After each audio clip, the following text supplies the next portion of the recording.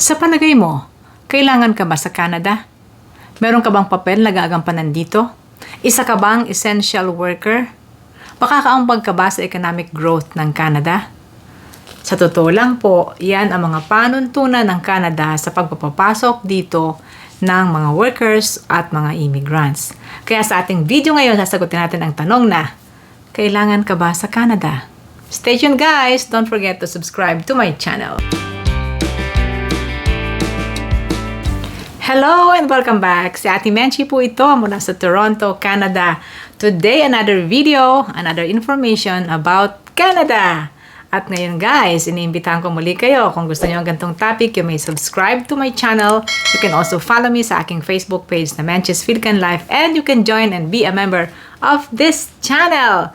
At gusto ko nang pasalamatan ang ating mga channel members. Thank you kay Lauraline Malabanan, Crystal Snow, Bong Manubag, Chunga Ka, Marjorie Ramos, kay Coach RM, Richelle Dumalag, Imelda Leal, kay Joyax Carcueva or Agoyang Yang Mix Vlog, Nani Emmy Vlog, Joan Canlas, Joy Alicando, Marciano, and Nimpa. Salamat po sa inyong palaging support sa ating channel. Ang mga impormasyong ito guys ay mga general information lang po sapagkat hindi po ako isang immigration expert. Isa lang po akong isang ordinaryong Filipino-Canadian. Ngayon guys, kailangan ka ba sa Canada? Sino ang mga kailangan sa Canada? Yung mga magtatrabaho? Yung mga maninirahan na dito permanently, yung mga gustong mag-aral, gustong mamasyal, gustong magnegosyo, at yung mga naghahanap po ng asylum o yung mga refugee and asylum seekers gustong magpakupkup sa Canada. Yun guys. Isa ka ba sa mga ito?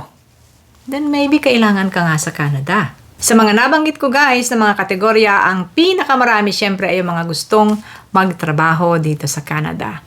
Pero gusto kong sabihin na isang malaking factor kung bakit maraming gustong pumunta sa Canada ay para maging permanente na ditong manirahan. Magsisimula siguro as worker, magsisimula siguro as student, tapos permanently dito na maninirahan. Yan po ang plus factor ng Canada compared to other countries na puntahan ng mga manggagawa. Dahil sa Canada po ay may mga immigration programs na pwede kayong mag-settle na dito permanently.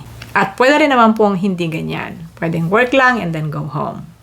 So sa ating video, parang ang gusto nating ipahiwatig ay ma-pinpoint natin ano ba talaga yung role na gagampanan natin sa Canada.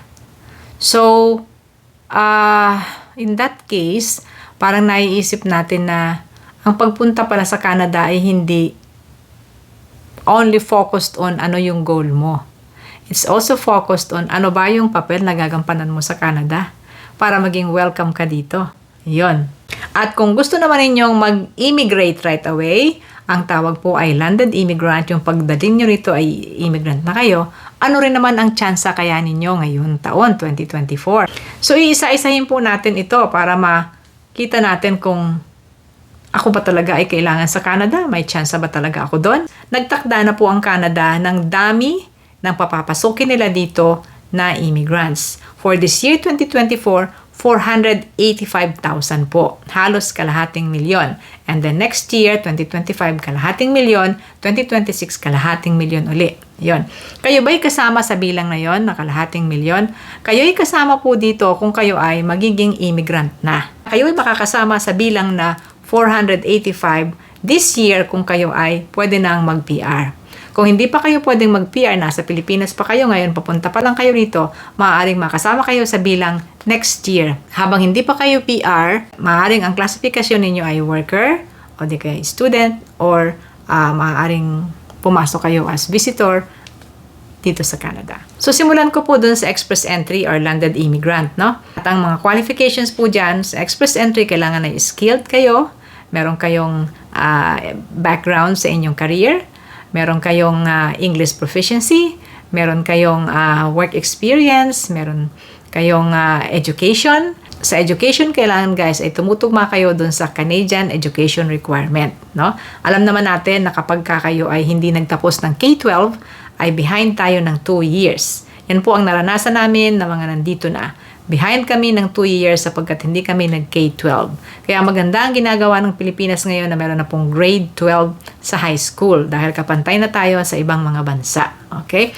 So, ibig sabihin kung hindi ka nag-K-12, ang high school dito ay second year college na sa Pilipinas. Yun po ang equivalency. So, meron ka bang ganyan? Kung nag-a-apply ka sa Express Entry, ikaw ay kailangan merong sapat na pera na baon, ang tinatawag po natin na proof of settlement funds upang dalahin mo rito at gagastusin habang ikaw ay nagta-transition sa buhay Canada. So, kung meron kayo niyan, then kailangan ka ng Canada. At merong magandang development guys sa Express Entry. Meron na rin pong mga category-based ng pagdodraw sa Express Entry.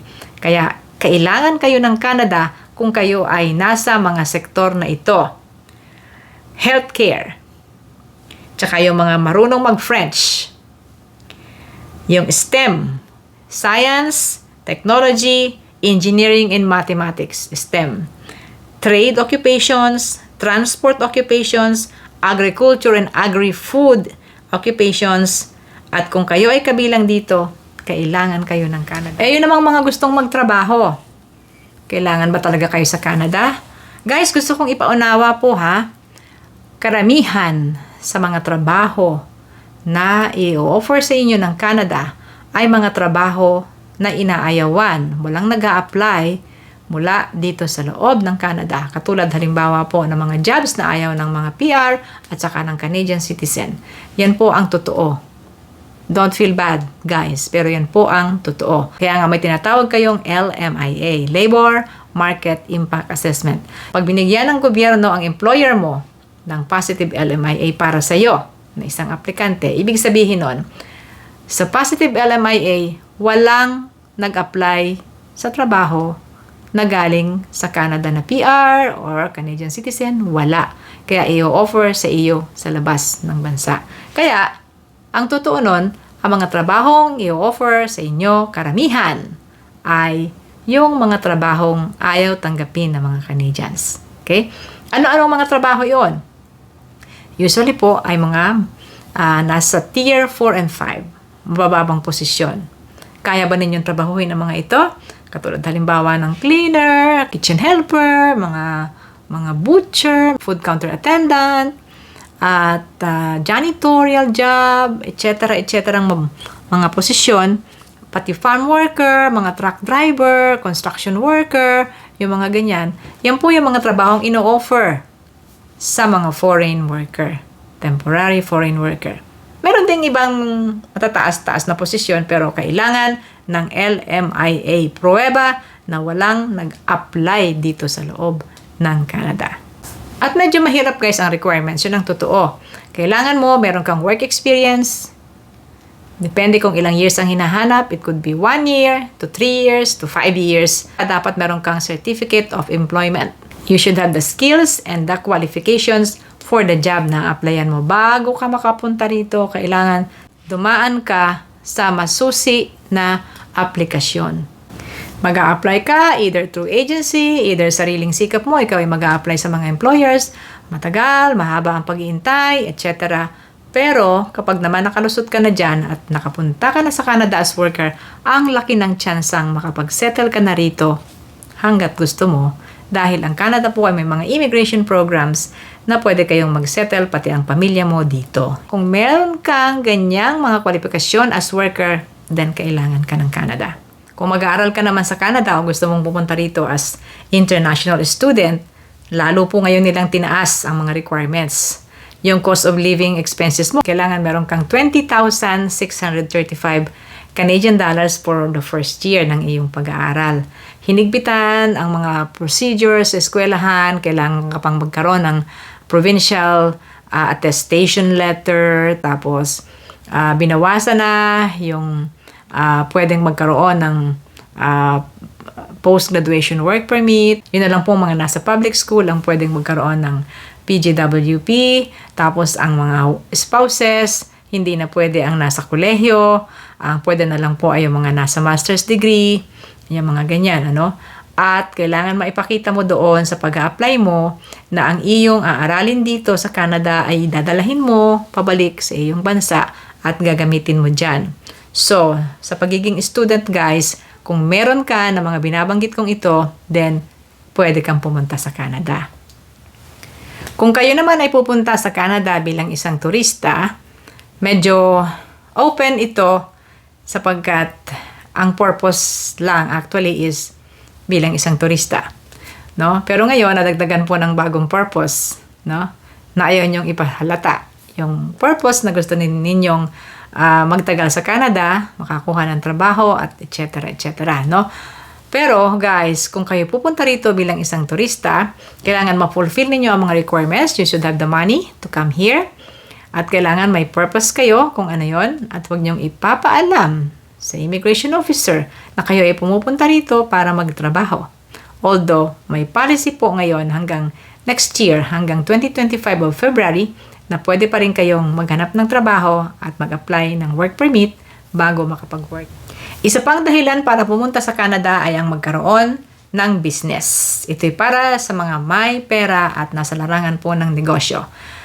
Para sa startup business, you need at least 75,000 Canadian dollars para kayo ay makapag-put up ng negosyo dito sa Canada. Yan po isa sa regulasyon ng Immigration Canada. At isang dahilan din para magpunta kayo sa Canada is to seek refuge or asylum. Ito po yung gusto nyong magpakup-kup sa Canada. Kayo ay biktima ng persecution sa inyong bansa at sa palagay ninyo, ang Canada ay ligtas na lugar para sa inyo. If you're in danger and in fear of your life in your country, pwede rin kayong pumunta sa Canada as a refugee. Mahigpit po ang mga requirements ng Canada, guys, para sa immigration.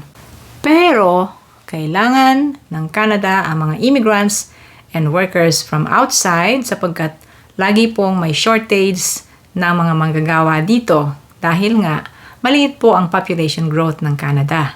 Kaya't magpapatuloy pa rin po ang mga immigration targets na ito ng Canada taon-taon. Ang kailangan na lang po ay masagot ninyo ang mga tanong na kayo ba ay qualified to come to Canada at anong programa ang inyong target na daanan para makapasok dito. Maging mga professionals man kayo, maging mga highly skilled man kayo, or semi-skilled at nasa lower bracket po na mga tier o ng klase ng mga trabaho, ay makakapasok kayo sa Canada, kailangan nga lang masatisfy ninyo ang mga immigration rules and policies. Kaya sa tanong na kailangan ka ba sa Canada, maaari na po ninyong masagot yan base po sa mga binanggit natin, ng mga requirements sa iba't ibang mga paraan ng pagpasok sa Canada. Baka kayo isa na sa magiging mga Pilipino na ngayon ay 1 milyon na tinatawag po ang Canada na kanilang second home. At kasama na ako doon. Maraming salamat po sa inyong panonood. Kung nagustuhan niyo ang ating topic ngayon, you may consider subscribing sa Menchie's Philcan Life. Just click the subscribe button below.